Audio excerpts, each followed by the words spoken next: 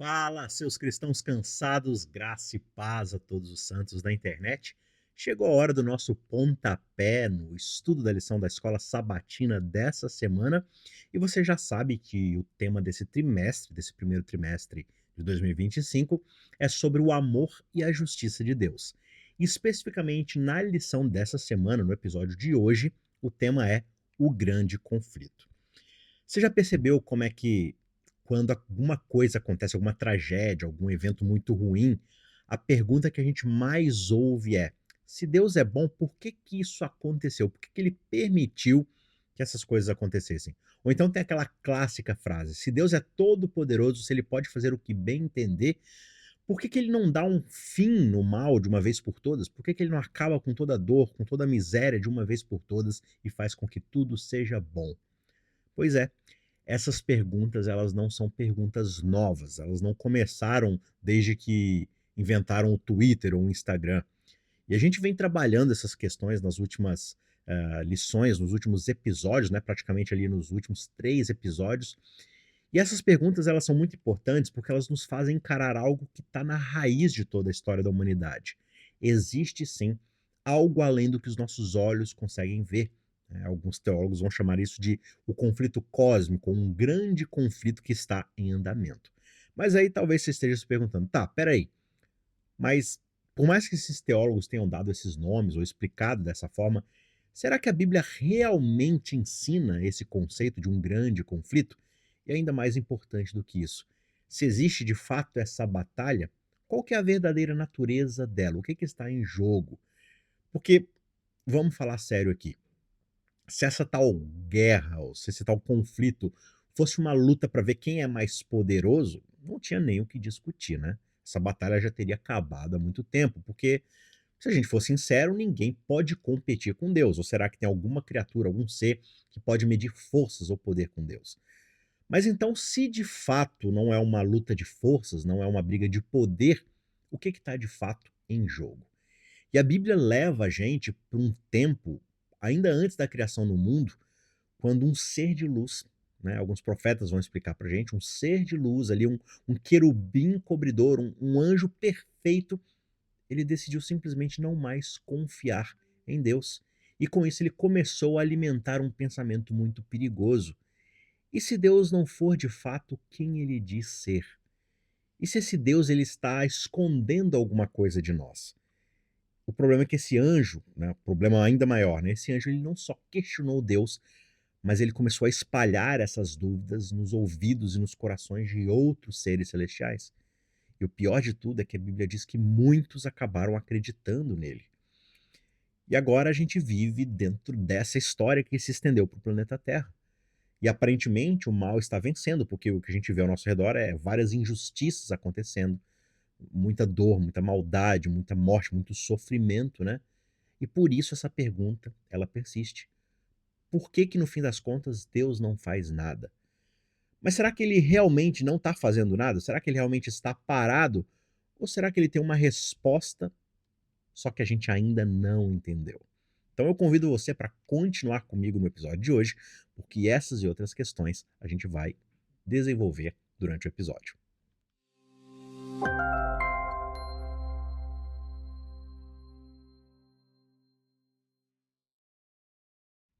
Mas antes da gente prosseguir, você já se inscreveu no canal? Você já faz parte da nossa comunidade de estudo da Bíblia? Se ainda não fez isso, já aproveita, clica aqui no botão de se inscrever que está logo aqui embaixo desse vídeo, porque assim você não perde nenhum conteúdo que sai aqui no canal.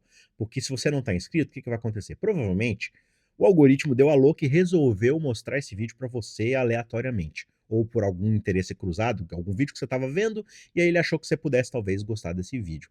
E aí o que que vai acontecer? Se você não está inscrito e não assinou as notificações, você vai clicar num outro vídeo para ver, num outro assunto, alguma outra coisa interessante, e o YouTube vai simplesmente parar de recomendar esse vídeo para você e com o tempo você vai sequer lembrar que esse canal, que esse vídeo existem e você talvez não vai voltar aqui para continuar estudando a Bíblia com a gente. Então é muito importante que você seja inscrito no canal para não perder nada do que sai aqui, porque além da lição da Escola Sabatina, nós temos nossa aula de teologia às sextas-feiras, embora a gente esteja de folga agora no hiato, mas ela vai voltar em breve para a gente continuar estudando.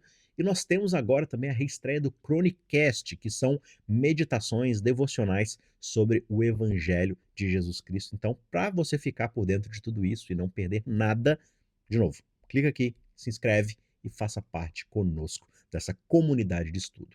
E se você já conhece a gente, já acompanha a gente há algum tempo e gosta do nosso conteúdo, não se esquece de deixar aquele joinha que abençoa demais o canal e ajuda a divulgar essa mensagem para outras pessoas que também precisam ouvir a mensagem.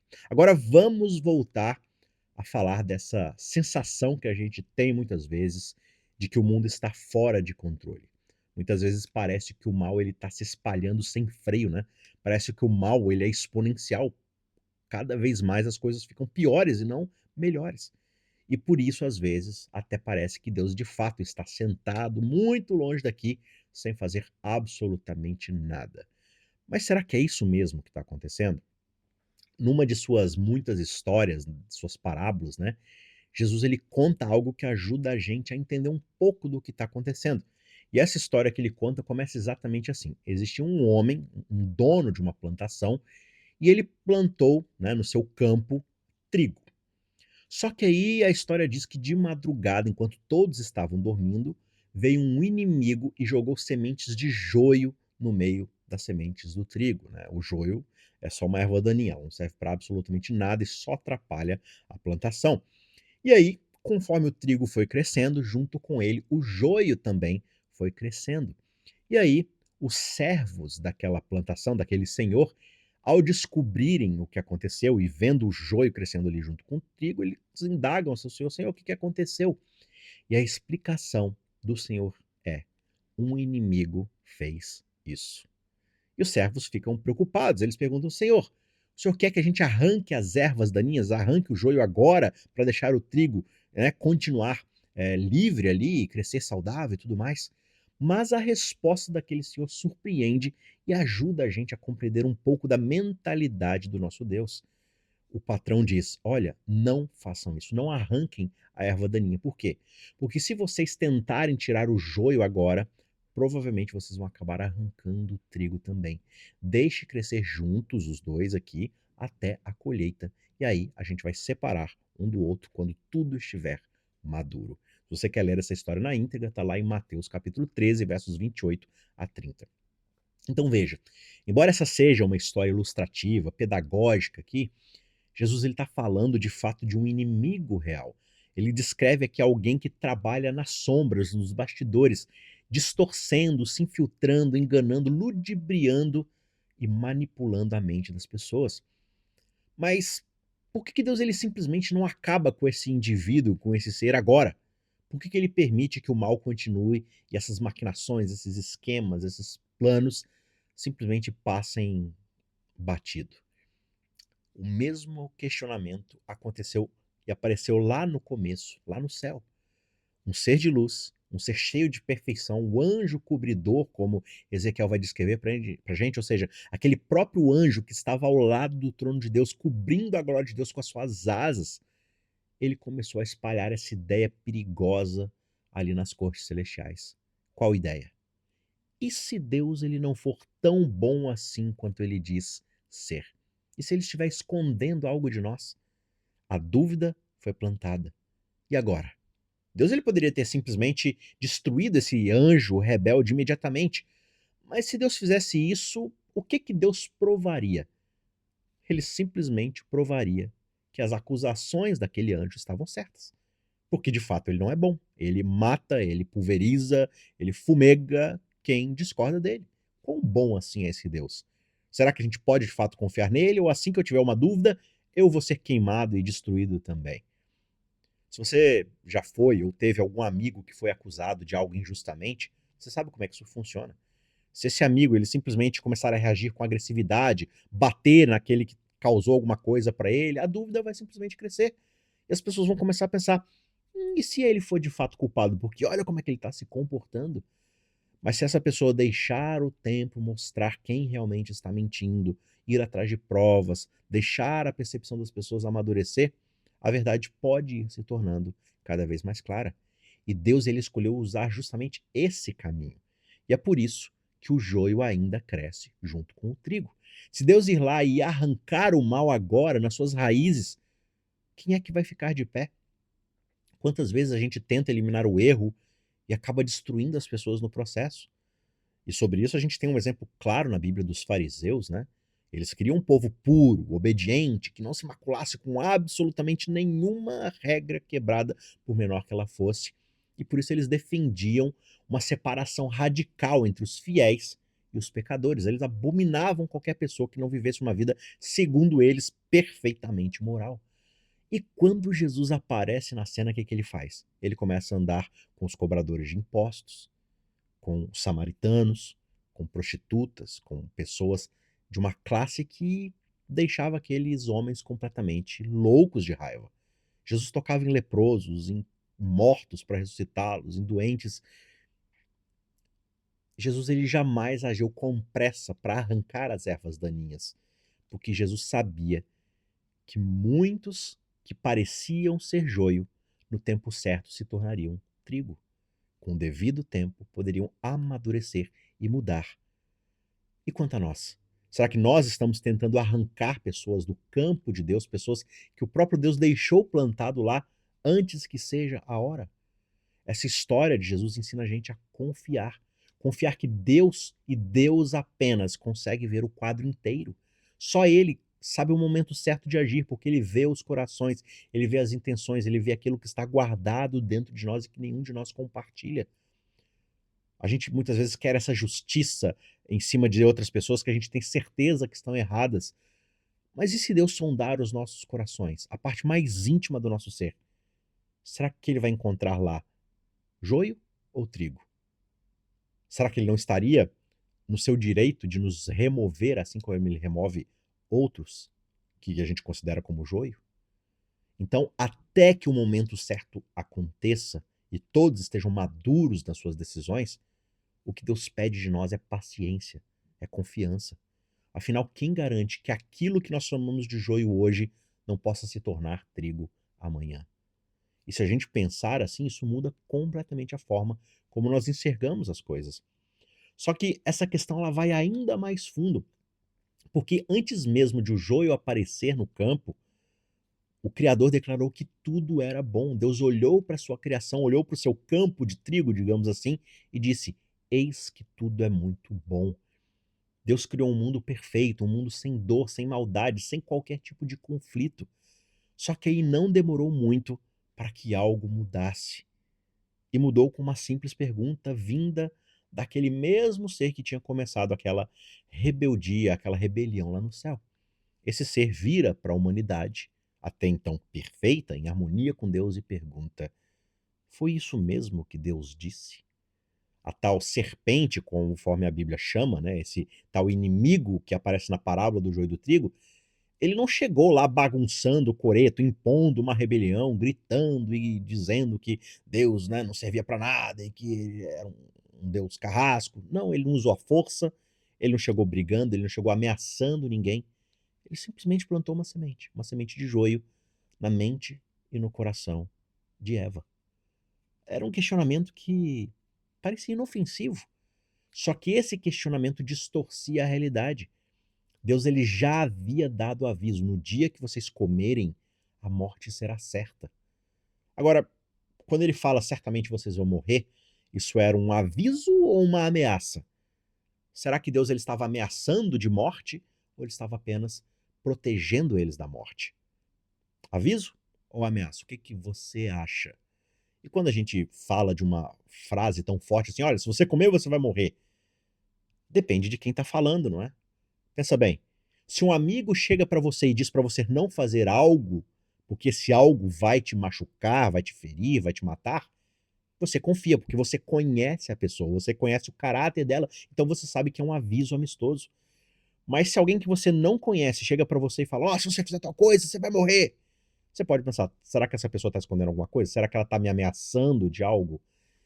E a serpente, ela pega um aviso amoroso de um pai que só queria o bem dos seus filhos e transforma isso numa proibição um tanto quanto suspeita. Olha, vocês não vão morrer, não é nada disso que vai acontecer. A questão é que Deus sabe que no dia que vocês comerem, os olhos de vocês irão se abrir e vocês serão como Ele. Por isso Deus está com medo, está com receio, Ele não quer compartilhar com vocês esse dom. E aí, de repente, uma ordem que era proteção, agora passou a parecer o quê? Privação. Como se Deus estivesse segurando algo muito precioso e não compartilhando. O fruto não mudou. A natureza daquilo que a árvore representava não mudou. O que mudou foi a forma como Eva passou a enxergar a Deus. E aqui está o coração do conflito. Desde o princípio, a questão nunca foi sobre poder, nunca foi sobre força, sempre foi sobre confiança. E quando se perde a confiança, qualquer proibição parece uma ameaça. Qualquer limite parece injusto, parece privação. Mas e se esses limites fossem justamente para a proteção deles? E se no fundo a questão não fosse sobre regras, mas sobre querer um relacionamento de confiança, de amor? Esse sempre foi o centro do grande conflito, a confiança. Desde lá do Éden, passando por séculos e mais séculos de história, o mesmo padrão se repete: a dúvida sobre o caráter de Deus. Mas esse questionamento, ele começou muito antes da humanidade existir. E não foi uma tentação externa, como no caso a serpente com Eva, que causou o início dessa dúvida. A Bíblia não fala tanto sobre isso, mas ela deixa alguma pista aqui e ali. E uma dessas pistas está lá em Ezequiel 28, versos 12 a 19, um texto clássico, né? Onde a gente vê a descrição ali de um ser de esplendor, de perfeição, que caiu por causa da sua própria arrogância. E a descrição que o profeta Ezequiel dá, claro que ele está descrevendo ali o rei de Tiro, mas ele usa certos termos ali que parecem descrever alguém muito maior, dentro de uma relevância muito mais cósmica do que a do próprio rei, que é um simples ser humano. E a descrição de Ezequiel é assim: olha, o teu coração se elevou por causa da tua formosura, da tua beleza, e por causa disso você corrompeu a sua própria sabedoria por causa do teu resplendor. Um outro profeta que fala sobre esse assunto, agora falando do rei da Babilônia, né, é o profeta Isaías, lá no capítulo 14, versos 12 a 15.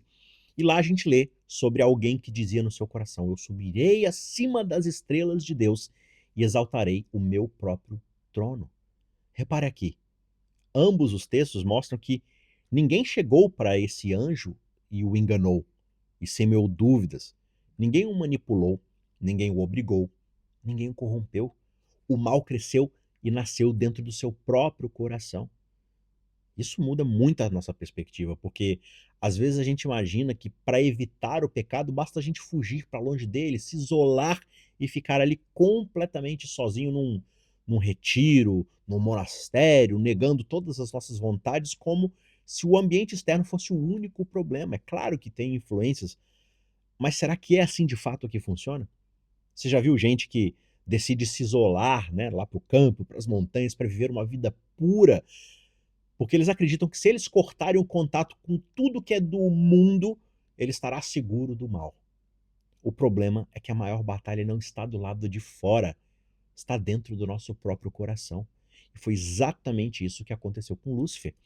Veja, Lúcifer ele estava no próprio céu, não existe lugar mais santo, mais sagrado e mais seguro do que esse. E não só ele estava no céu, ele estava ao lado do próprio Deus. Ele literalmente era o anjo que colocava suas asas sobre Deus para proteger os outros da glória divina. Você lembra lá na Arca da Aliança, aqueles dois anjos que ficavam ali com as suas asas cobrindo a Arca da Aliança, onde estava a glória de Deus? Aquele era Lúcifer. Ele estava nesse papel. Ele era o anjo cobridor, o anjo guardador. Não havia nada ao seu redor que o levasse a cair. E mesmo assim ele caiu. Então será que o problema está realmente no lugar onde nós estamos ou naquilo que carregamos dentro de nós? E aqui eu não estou falando para você fazer qualquer coisa que bem entender, ir a qualquer lugar porque não faz diferença. Claro que faz. Mas tudo isso é uma resposta a algo que já está plantado dentro do nosso coração. Será que nós confiamos em Deus ou não? E essa pergunta se torna ainda mais clara quando nós olhamos para a história de Jesus lá no deserto. Jesus, depois de 40 dias sem comer, fraco, sozinho, faminto, se depara com esse mesmo inimigo que um dia enganou Eva e que um dia ainda antes enganou vários e vários anjos na corte celestial. Só que dessa vez Satanás ele não chega com uma conversinha sutil, ele chega com um desafio direto para Jesus. Ele diz: "Se tu és o filho de Deus, transforme essas pedras em pão". Você percebe como é que essa tentação não era só sobre fome, sobre ter algo para comer, era sobre confiança. Por quê? Porque Satanás estava tentando ali levar Jesus a duvidar de quem ele era, do que o próprio Deus já havia dito sobre ele lá no batismo. Você se lembra? O que aconteceu quando Jesus foi batizado? Este é o meu filho amado, em quem eu me alegro. Deus já havia dito que Jesus era seu filho. E agora Satanás lança essa dúvida. Se você de fato é filho dele. E não foi só isso. Numa segunda investida, o diabo distorce as próprias escrituras, tentando forçar Jesus a provar sua identidade, fazendo um milagre completamente desnecessário que apenas traria orgulho, soberba sobre o seu poder. Tentou fazer Jesus usar o seu poder para reconhecimento, para benefício próprio. E aí, por fim, Satanás escancara suas reais intenções, dizendo: olha, tá vendo tudo que você está, né, diante aqui de você, os reinos desse mundo, eu darei todos eles para você se você se ajoelhar e me adorar. Se você reconhecer que eu estou certo. Veja, o que a gente vê nessa história da tentação é a própria história do coração do grande conflito. Não é uma batalha de força. Satanás e Jesus não estavam medindo poder. Era uma questão de lealdade a Deus, de confiança naquilo que Deus havia dito sobre si mesmo. Jesus podia ter simplesmente usado seu poder divino e acabado com aquela conversa na hora, num estalar de dedos, num olhar torto, o diabo viraria fumaça. Mas Jesus escolhe responder apenas citando as Escrituras para contextualizar e deixar claro que não se trata de uma disputa de poder, se trata de mostrar quem realmente está falando a verdade. É, sim, eu sei. É difícil entender o fato de que, mesmo Deus sendo todo-poderoso, ele simplesmente escolheu não encerrar essa batalha agora. Afinal, ele segue permitindo que Satanás continue espalhando as mesmas mentiras, mesmo podendo eliminá-lo num estalar de dedos ou num piscar de olhos. Mas por quê? Bem, no final a questão segue sendo a mesma. Em quem nós escolhemos confiar? Será que eu confiaria em alguém tirano que acaba com a sua competição quando alguém faz uma pergunta ou levanta uma dúvida? Será que essa pessoa é digna de confiança? E se Deus ele pode esperar pelo resultado, pelo amadurecimento do trigo, será que também nós não precisamos aprender a confiar no tempo dele? Esse é um ponto que incomoda muita gente. Afinal, se Deus ele já sabe o fim da história, por que ele não simplesmente pula direto para o fim? Por que ele não já vai direto ali, aperta o botão de adiantar a história e já corta direto para quando as coisas finalmente estiverem boas? Para que ele permite tanto sofrimento no mundo? E a resposta está no próprio coração desse conflito. Diferente do que muitas pessoas pensam, essa não é uma guerra de poder, é uma disputa moral, é uma disputa sobre uma verdade. E quando a gente abre a Bíblia lá em Apocalipse capítulo 12, versos 7 a 9, a gente lê ali sobre uma batalha no céu. Literalmente ali a linguagem agora é bélica. Houve uma peleja, uma guerra, uma batalha no céu. Mas diferente de muitas das nossas guerras, não tinha metralhadora, não tinha espada, não tinha sabre de luz ou trovões e poderzinhos divinos cortando de um lado para o outro. Foi uma batalha de ideias, foi um debate. O diabo não tentou tomar o trono à força, porque ele sabia que não tinha condição. Mas ele tentou o quê? Subverter o governo de Deus através de um lançamento de uma dúvida, da contação, do semear de uma mentira. Isaías diz pra gente que ele começou a maquinar de uma forma que ele saiu vendendo por ele, fazendo comércio com as suas mentiras. E com isso ele enganou 1/3 dos anjos. E mesmo depois de ser expulso da presença divina, ele ainda continuou espalhando todas as suas acusações contra Deus. E aqui está a parte interessante. Deus poderia sim ter eliminado Satanás no momento da rebelião. Mas pensa bem, se um líder apaga qualquer um que o questione, isso resolve o problema ou só vai gerar mais medo, mais desconfiança? Provar que o ponto lançado pelo outro lado está na verdade certo. Então, ao vencer a guerra pela força, Deus perderia a guerra moral. Como é que o universo saberia se Deus estava certo ou não, se toda vez que a dúvida surgisse, Deus simplesmente destruísse a pessoa junto com a dúvida? É por isso que o autor da lição ele vai trabalhar um conceito chamado de regras de engajamento que existem nesse conflito. Se você parar para pensar, toda guerra tem certas regras de engajamento. Por exemplo, você não pode atirar nos médicos que vão lá socorrer os feridos na batalha. Isso é crime de guerra. Se alguém aparece com uma bandeirinha branca, aquilo ali é, né, a pessoa se rendendo e você não pode mais atirar. Então, existem certas coisas que são consideradas erradas até mesmo numa guerra, são regras de engajamento. A gente tem certas regras aqui, a gente abre fogo, mas tem certas coisas que precisam ser respeitadas. Da mesma forma, nessa guerra cósmica, nesse grande conflito, existem essas regras de engajamento. Deus ele não pode simplesmente atacar Satanás usando os métodos do próprio Satanás, senão ele confirma aquilo que Satanás está dizendo sobre Deus. Ou seja, se a base do ataque do inimigo são mentiras, são enganos, Deus ele só pode vencer essa guerra falando a verdade. Só que a verdade, ela não é simplesmente dita e aceita. Ela precisa ser vista, compreendida, comprovada, aceita através da confiança. E confiança leva tempo. É somente através de um relacionamento que a gente aprende a confiar na pessoa.